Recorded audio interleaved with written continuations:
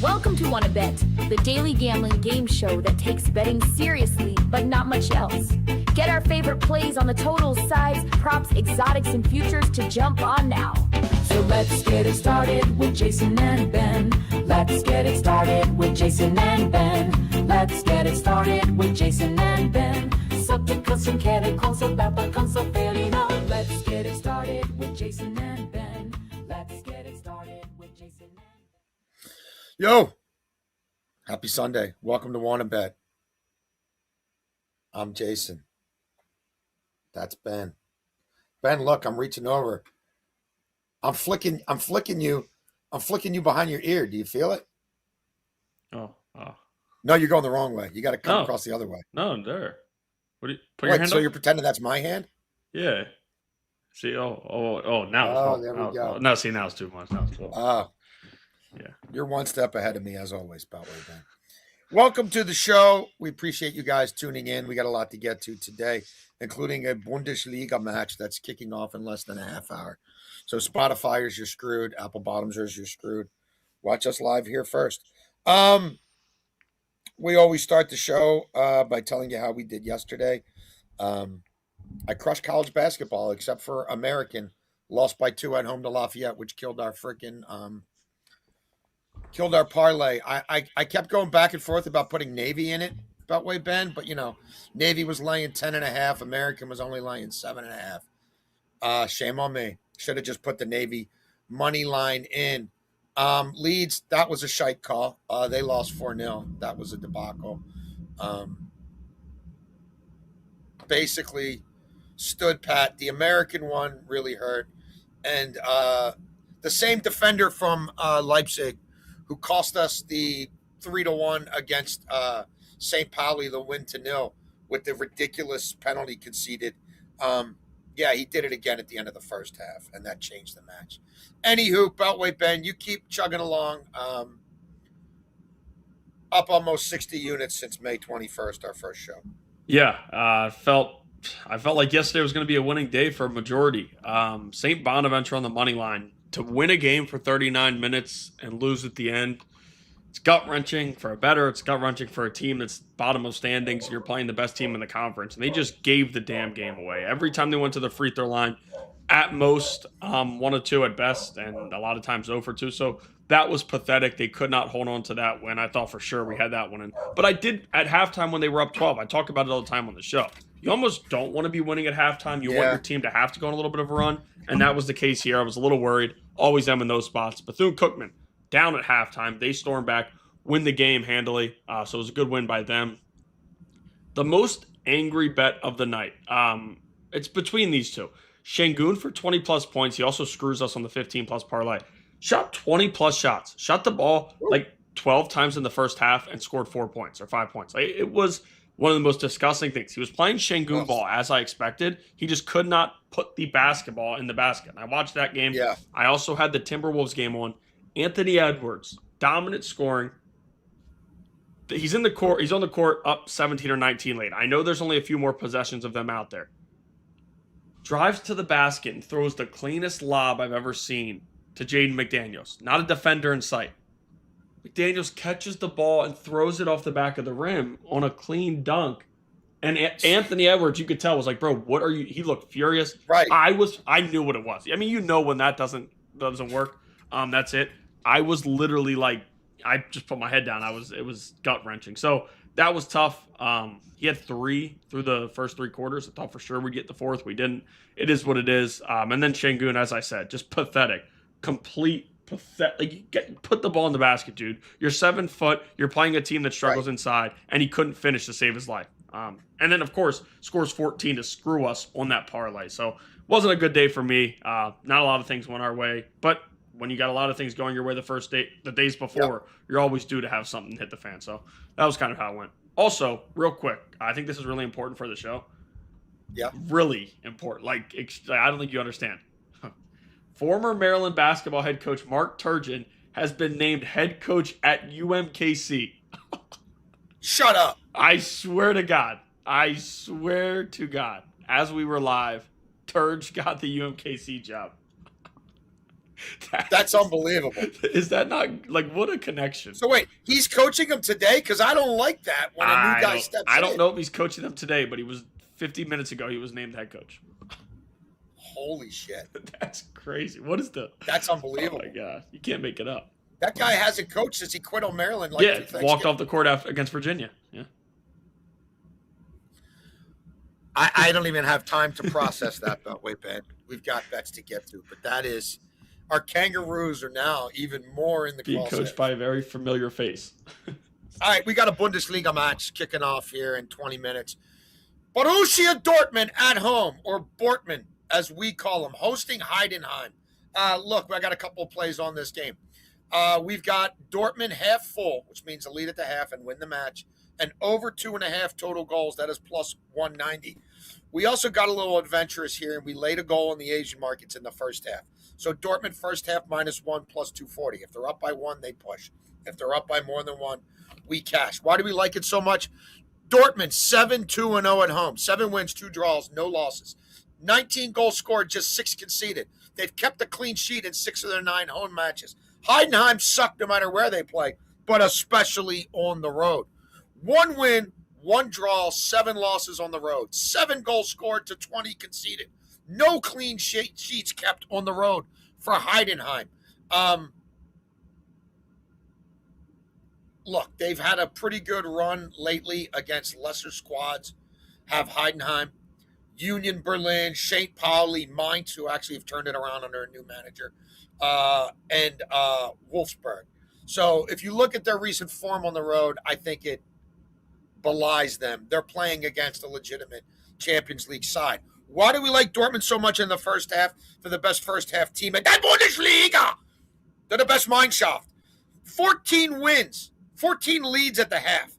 They've trailed at the half 1 time this season in 19 Bundesliga matches. They've conceded just 3 times in the first half this season. What about Heidenheim in the first half? They've trailed 10 times in 19 matches. They've scored just 5 times in the first half all season. They've conceded 19 times in the first half. Heidenheim on the road, 9 games. They've trailed at the half 6 times.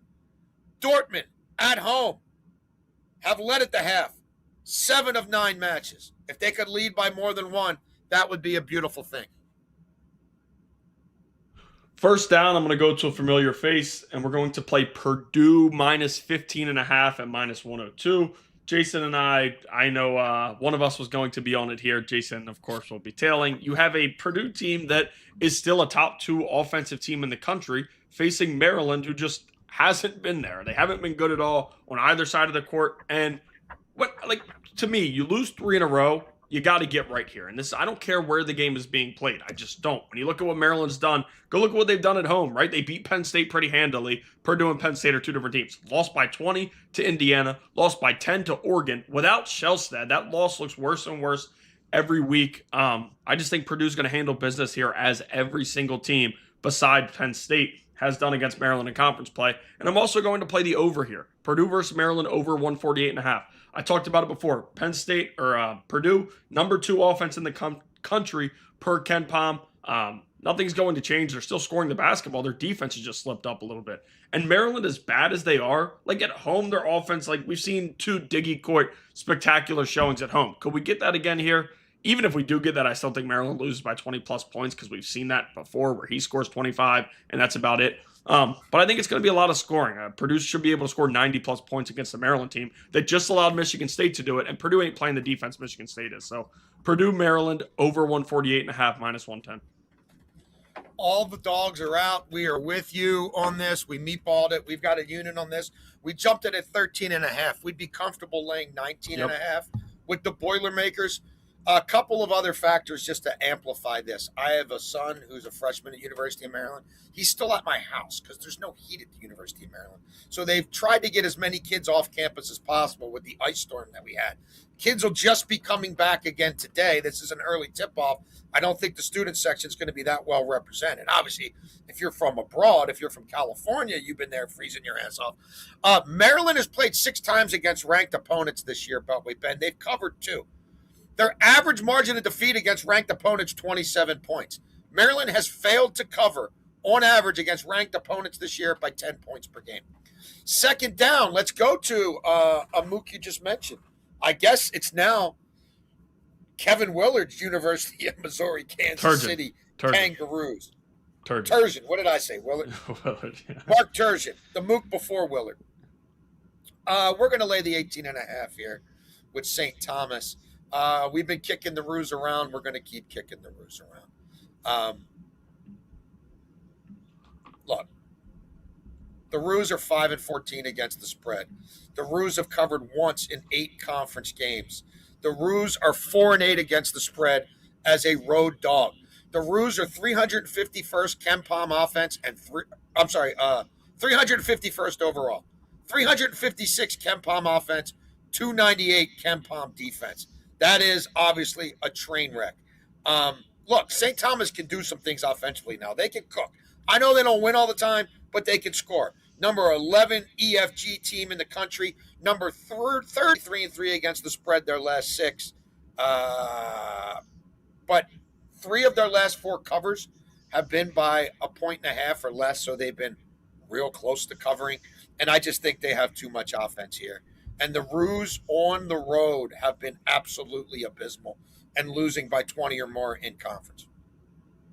Yeah, I'm going to go to a familiar face as well. And we're going to attack the Wizards 2 different ways. First, we'll play Domantas Sabonis over 34.5 points, rebounds, and assists, which you can find at -110.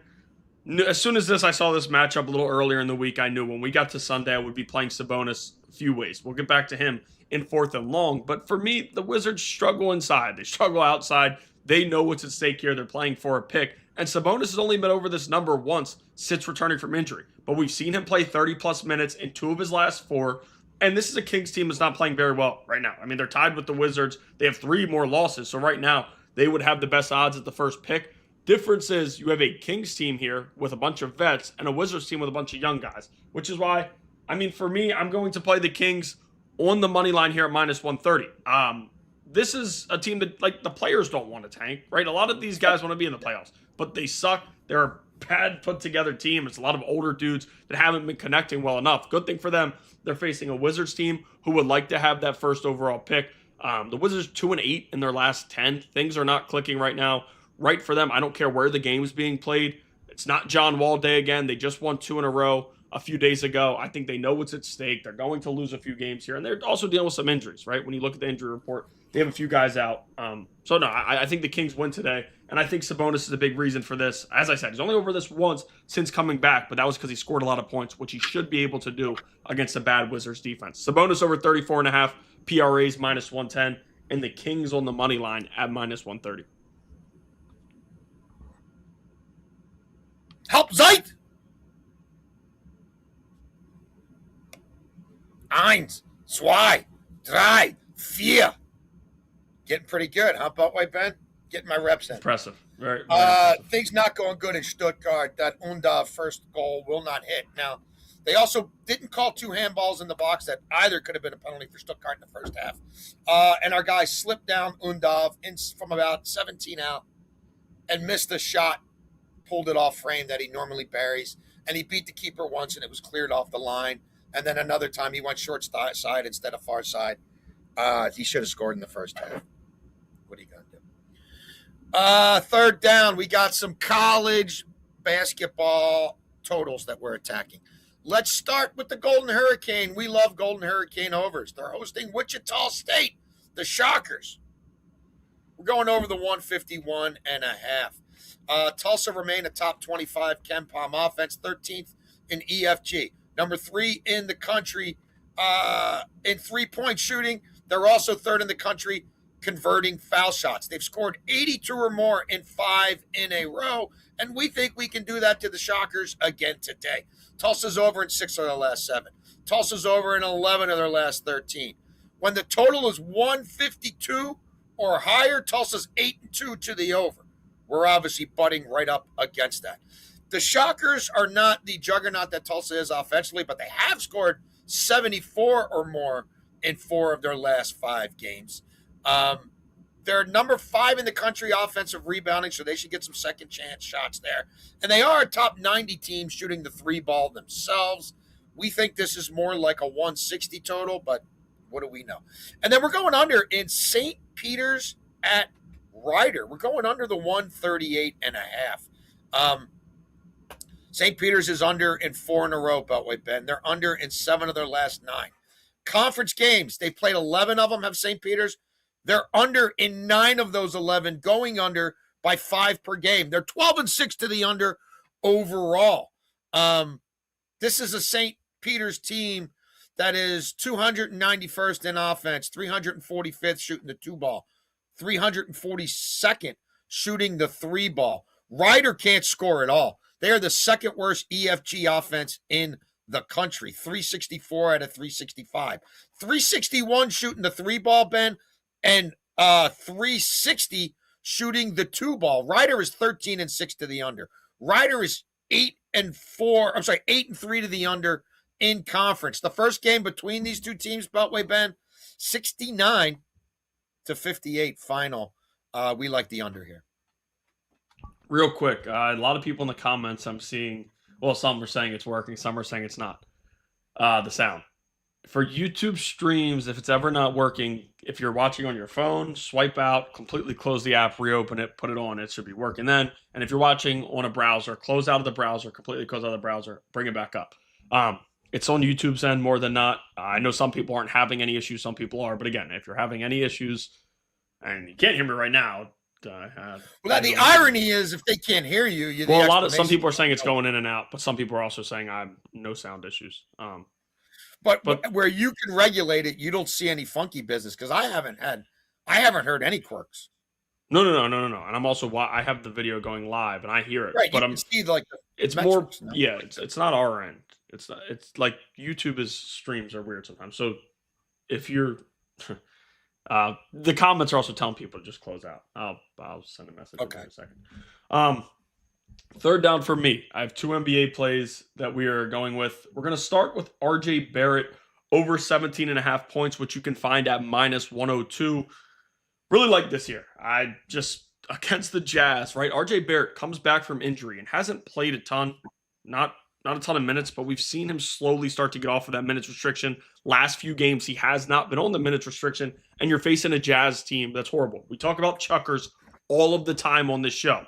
He is one of those guys. He is one of those dudes where regardless of score, regardless of quarter, I'm trying to get mine, and I need that tonight. Like, I need RJ Barrett against the Jazz to look to get his, and anybody who wants to do that against the Jazz has been able to. They'll send you to the free throw line. They'll give you clean looks, and they don't defend on the interior. And RJ Barrett is strong going to the basket, especially to that left side.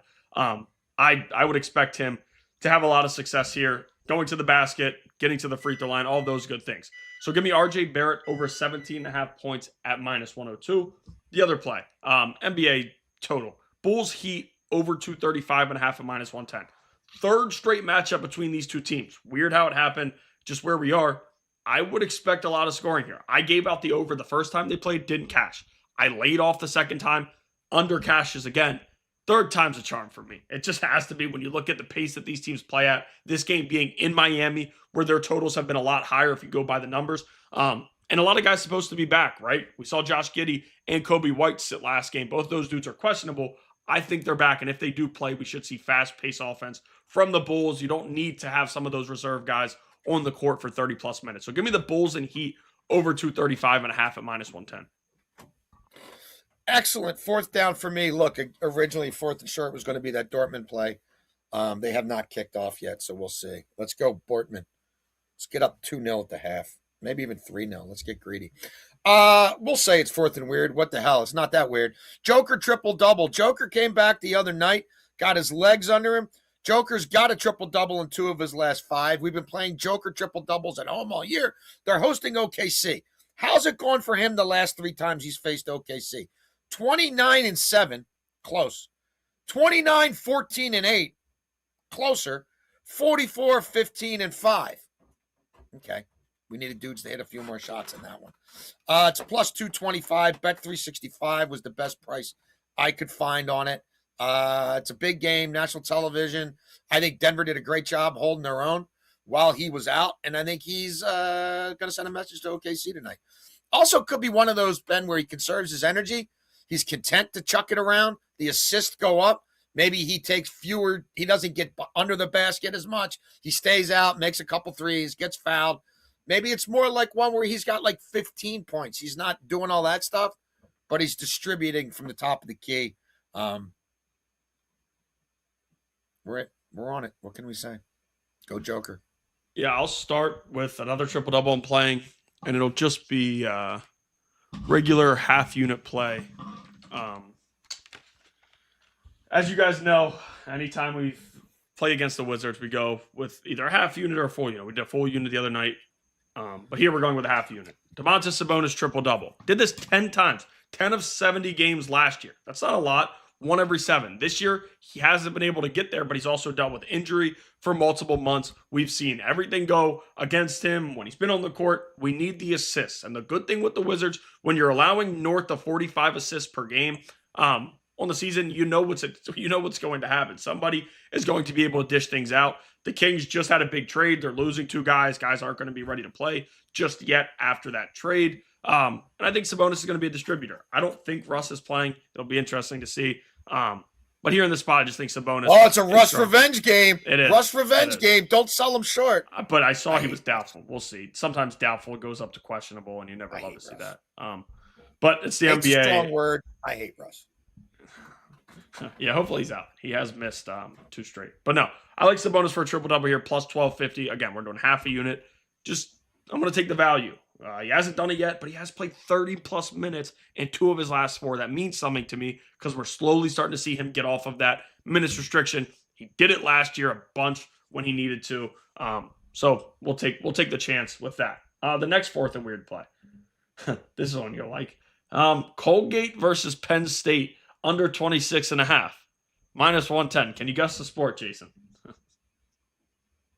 It's got to be lacrosse. Yeah. College lacrosse started yesterday. Yeah. College lacrosse started yesterday. I was on my list of things to do today after I followed my Hoops HQ column from Mateo's baseball practice was to start looking. College lacrosse. I was going to look more local. My note to myself is start looking at Loyola. Well, I was going to say Loyola College, Loyola University, Towson University, Johns Hopkins, lacrosse lines. Right. You beat me to the punch. You beat me to the punch with the box lacrosse fight that I thought I was going to entertain you with. Yeah, you sent me that. I was like, I was watching that earlier. Yeah, I was watching that. But no, college lacrosse is back. And I'll be honest with you, I'm probably going to delve into college baseball a little bit more. But college lacrosse, even to an extent of college, to more than college baseball, lines are going to stay the same. You're not getting people coming in, changing the line by so much because they're putting so much money on these things. It's pretty interesting. But no, you have Penn State team here. Last year when these 2 teams matched up, Colgate upset them and they took them down and Penn State was a top 5 team. Very weird matchup there, but this year Colgate loses 3 of their top scorers. That's pretty important here. We're taking an under, especially when you got a Penn State team whose defense is fully back. They've lost some guys on the attack, but their defense is back. And the game's at Penn State. You lost last year. I wanted to take Colgate's team total under. Again, we're talking about college lacrosse betting lines here. You're not going to be able to find team totals like you can in college basketball and college football. Yeah. So I had to just go with the regular under here. Again, Penn State, revenge from last year. You lose as a big favorite. Colgate pulled off one of the big upsets of the year at Penn State. I think today they get shut down. So Penn State, they give us 12 to 14 goals. I think we'll be fine cashing the under. Colgate versus Penn State, under 26.5, minus 110. And then one more fourth and weird, just because I gave it out. Weird. I gave it out yesterday. He sat. We didn't get to play it, so we're going to go right back to it. Kobe White over 15.5 field goals attempted, minus 135. I don't need to belabor the point. I talked about it yesterday. Under this at 5 games, when he gets a matchup with the Heat, who are allowing more field goals attempted than all but 2 teams in the NBA over their last 6. These teams are familiar with each other. 3rd time playing. Kobe White did get to sit last game, so he'll be on fresh legs. I like this spot a lot for him. Give me Kobe White over 15.5 field goals attempted, minus 135. I have to think college lacrosse February, unders everywhere. They're playing on AstroTurf that's half frozen. They're not going to sit there. It's not the NFL. They're not thawing it out. They don't want to backlog the end of the schedule. The only issue is when they put them inside in the domes. Right. Some are playing it, but I mean, some places they're not. Yeah, they're not playing it. There's no chance to play it. I think Penn State is today. I think. I'm positive. Also, the Joker triple doubles up to plus 240 in a lot of places. A Joker triple-double and a Sabonis triple-double parlayed together at DraftKings right now, Beltway Ben, plus 44.56, 45 to 1. I already put my half unit on Sabonis. I might play Put me it. down for a half unit on the Half unit on that. parlay. There you go. I'm putting a few bucks on that right now. Ba-boom. I'll tail. Overtime. You know what? What's that? I'll tail. Come on, Sabonis. I think Jokic will do his part. Sabonis, dish me some assists, please. They just have to make some layups. Yep. All right, overtime. Start with an NFL parlay. We like Shaheed, 40 or more rushing and receiving yards combined. So combo rush receiving. Remember, this is a guy who can take a pitch play 50 yards. He can catch a 50-yard bomb. 40 or more rushing and receiving yards, and Seattle wins the game, plus 206 at DraftKings. We've also played this by itself at 50 or above. We've laddered this a little bit. I've got a Shaheed bet I'm going to give you tomorrow that I really like. But I like this one as well. It's the explosives. People are going to probably sell out to try to take Smith and Jigba away early in this game. I mean, he might catch a 50-yard bomb on the first drive. He might catch a 40-yard bomb on the first drive. I think he also has a chance, Beltway Ben, to get more volume than we're accustomed to in this game as well. So we're on that. And then a college basketball parlay. Mount St. Mary's, St. Peter's, Tulsa, and Wisconsin, Milwaukee on the money line. Look, Mount is playing Manhattan. It's a really bad Manhattan team. They're like Ken Palm 334 in the country. They've lost 4 straight on the road. The Mount's like an 8-point favorite. St. Peter's, we talked about that game a little bit. Ryder is 2-18. St. Peter's have won 4 of their last 6. St. Peter's has been, I like St. Peter's here. What do you want me to tell you? Tulsa, we told you, they're playing Wichita State. Tulsa's 18-3. Tulsa has 1 loss at home all season. It is a tougher game. It's a tougher conference game. But again, I'm trying to get this over plus 200, which is what I wanted to do. I played it at plus 209. Fanatics and Bet365 both had it priced there. And then Wisconsin, Milwaukee is playing Cleveland State. We don't think very highly of Cleveland State. I know they won a game the other night. I don't think they're winning 2 in a row. So that's our college hoops parlay. For me, I have an NBA parlay, and then we will play a regular thing we have. Also, if you're not following me on Twitter, I might have something else in this Bulls Heat game. I will give it out on Twitter if I do. At BH Journalist, you can see the name right there. But I want to see the official, lineups, officially who's playing before I give this out, because right now they don't have exactly who's playing just yet. But here, for me, overtime. Victor Wembanyama, 20-plus points. RJ Barrett, 15-plus points. And Domantas Sabonis, 12-plus points, plus 108. Sabonis, scoring hasn't been amazing for him since he's come back. But again, he's facing a Wizards team. And as much as I love Alex Sars, the shot blocker, Sabonis is stronger. He's older. He's been in these spots a lot. And he knows how to get to the free throw line as well. Again, I'm going to be rooting for his assist. But for a triple-double, we're also going to need 10-plus points. I think he gets us 12 here. He's done that in a few games since returning. RJ Barrett, 15-plus points. Broke him down earlier. I think it's a very, very, very strong night for Barrett against the Jazz team that just don't play any defense. And that's been the last 6 games, the last 2, all year. No matter how you look at it, the Jazz defense is in a bad spot. Whoever's healthy for them, whoever's not. Like, I know Keyshawn George is going to be out tonight, or Keontae George, sorry, but that ain't going to change much. I always get mixed up. Yeah. And then Wemby, 20-plus points. I love Wemby a lot tonight. That parlay here, plus 108. Wemby, 20-plus. Barrett, 15-plus. Sabonis, 12-plus. Plus 108. And then, as I said, I like Wemby a lot here. Victor Wembanyama over 24.5 points at minus 110. Never can go wrong with taking one of the best players in the NBA's points. But I like it especially here against a Magic team who are bottom 3 in the NBA in defense over their last 6 games. If you dumb it down to their last 6, 121.2 points per game they're giving up over their last 6. This is a very, very odd scenario because you have a Magic team who in recent years it's been 95 to 96 types of games. They made it ugly for them and the Heat. I mean, we saw them just play the other night and blow way over their total. That's like kind of where we are in the NBA this year. There's some different situations, teams showing things we haven't seen before, and the Magic just aren't playing much defense. Some of that is getting Desmond Bane in, wanting to run faster, wanting to score some. They're going to allow some points, and I think they will here in this spot. And Wemby didn't play very well yesterday, and they lost to the Hornets. It was an ugly showing for them. Wemby's going to be getting to the bucket, should be getting to the free throw line, and play a big role in a win here. So Wemby over 24.5 points, -110. Dude, the Hornets are like only legit. 5 or 6 games under 500 now. They're legit. It's crazy.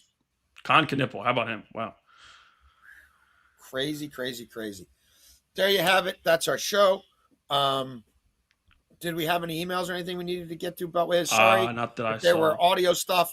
I don't think it was on our end. Sorry about that. We put together a parlay on the fly. No, stay on.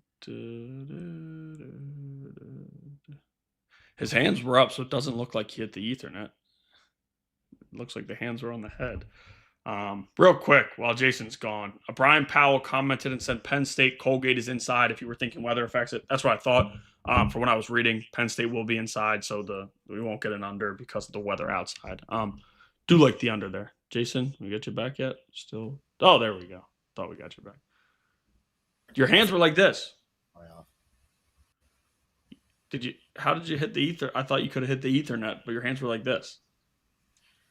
I'm on the Ethernet, but I forgot to turn the Wi-Fi all the way off. So I don't know. Sometimes it flickers. Like Lauren and Mateo just came home. I don't know if somebody. Nobody else got on Ethernet. I don't understand. I don't understand.